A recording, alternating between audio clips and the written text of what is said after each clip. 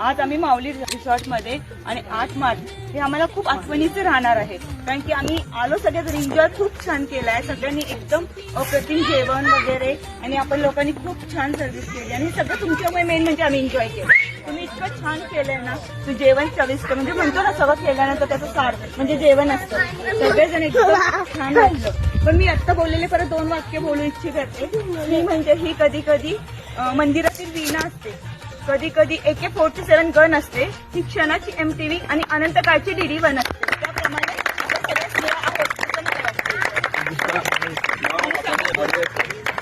आणि आमच्या सर्व किल्ल्यातील लेडीज, मुलं आणि सगळे जे आमचे भाऊ वगैरे आहेत सगळ्यांतर्फे आपलं मनापूर्वक आभार मानते.